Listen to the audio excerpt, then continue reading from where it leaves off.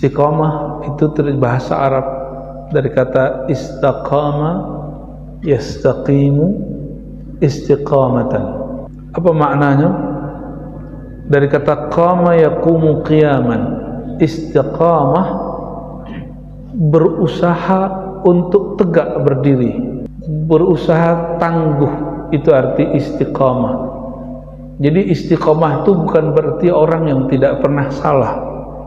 Istiqamah itu orang yang berusaha memperbaiki kesalahan. Itu istiqamah. Istiqamah itu bukan orang yang selalu benar, tapi istiqamah itu orang yang berusaha mendekati kebenaran, bukan orang yang merasa paling benar. Itu istiqamah, ya. Orang yang berusaha untuk mendekati kebenaran, orang yang berusaha selalu memperbaiki kesalahan. Kalau Assalamualaikum mungkin kita menerjemahkan istiqomah itu orang yang selalu baik. Enggak. Istiqomah bukan itu. Istiqomah orang yang berusaha baik, bukan selalu baik. Jadi mungkinkah orang yang istiqomah itu terjebak kepada maksiat berulang kali? Mungkin, tapi mereka lebih rajin taubat daripada maksiat. Tsumma istaqamu, lalu mereka istiqamah. Disebutkan di situ lafaz tsumma, kemudian, itu menunjukkan bahwa dari kalimat Rabbuna Allah, mereka beriktikad bahwa Tuhan kami, pencipta kami hanya Allah. Proses kepada istiqamah membutuhkan waktu yang panjang.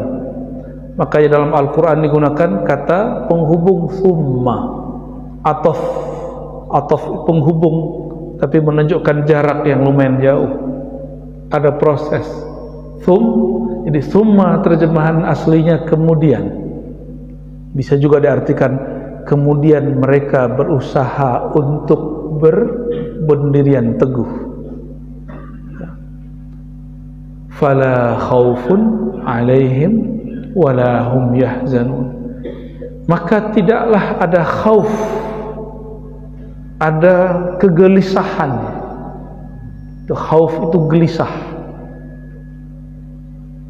Tidak ada kegelisahan, ketakutan dalam diri mereka. Jadi takut yang mana? Takut gelisah. Kalau takut takwa ada, tapi takut gelisah tidak ada.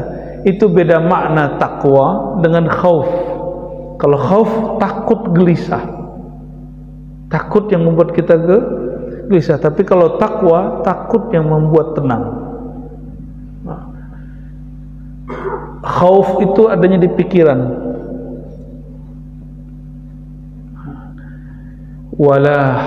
Walahum tidak pula mereka yahzanun, mereka mengalami, merasakan kesedihan yang berlarut-larut.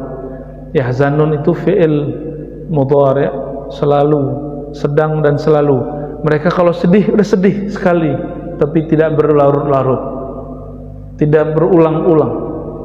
Lalu apa kata Allah? Ulaika ashabul jannah, mereka itulah penghuni surga, tapi tinggal di dunia sebelum masuk surga.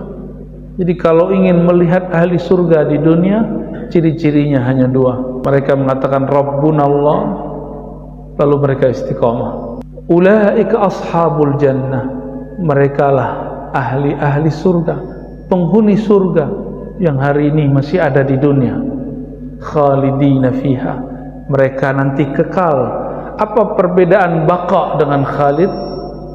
Kalau baqa itu zat Allah, kalau khalid orang yang Allah berikan kekekalan.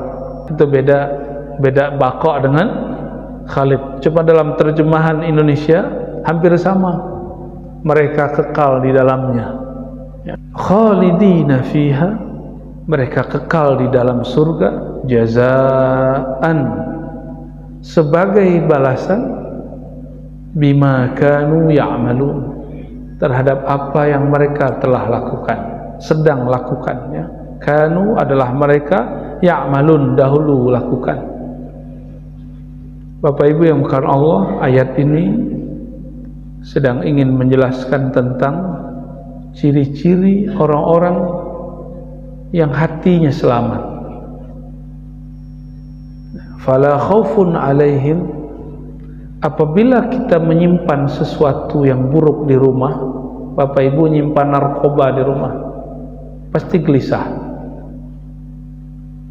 Pasti gelisah. Bapak Ibu tahu korupsi tapi didiamkan, pasti gelisah. Pernah bahkan terlibat, pasti gelisah. Orang-orang yang istiqomah itu tidak menyimpan hal itu di hatinya. Itu yang disebut tsumma istaqamu, lalu mereka berusaha untuk istiqomah. Berdasarkan ayat ini mengatakan Rabb, Tuhan, rububiyah itu cukup. Ini berbeda dengan seorang imam dahulu yang mengatakan tauhid rububiyah tidak cukup. Bagi dia mesti ada tauhid uluhiyah. Tauhid artinya mengesahkan rububiyah Allah sebagai pencipta. Uluhiyah meyakini Allah berhak disembah. Itu perbedaan yang dibuat oleh Syekh namanya Ibnu Taimiyah. Pandangan ini kemudian dipakai oleh saudara-saudara kita Wahabi, Salafi, yaitu hak mereka pakai itu. Namun pandangan ini ditolak oleh para ulama mayoritas Ahlus Sunnah. Ya. Jadi dalam bab ilmiah itu boleh-boleh aja. Berbeda faham boleh. Yang nggak boleh itu benci-bencian karena beda faham. Ya. Berdasarkan ayat ini mengatakan Rabbuna, tauhid rububiyah, Allah pencipta kami, mulai dari ujung rambut sampai ujung kaki, mulai dari ubun-ubun sampai jari-jari, Allah lah yang mencipta. Bapak Ibu, innalladzina qalu rabbuna Allah, sungguh orang yang mengatakan Rabb kami Allah, Tuhan kami, pencipta kami. Kata kawan, tidak boleh menyebut kata Tuhan. Kira-kira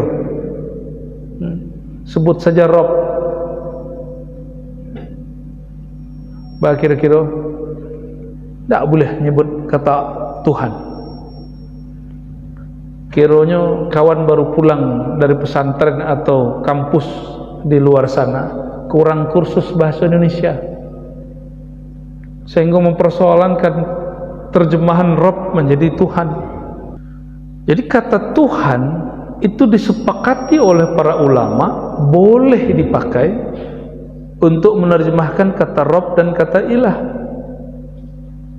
Yang tidak membolehkan itu berarti tidak mengerti bahasa Indonesia dengan baik, bahasa Melayu dengan baik.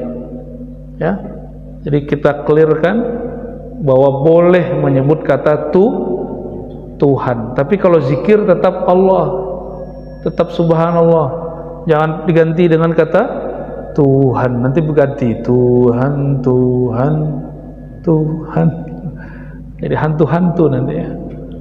Kita kalau zikir tetap dengan lafaz yang Allah berikan, lafaz Allah ya.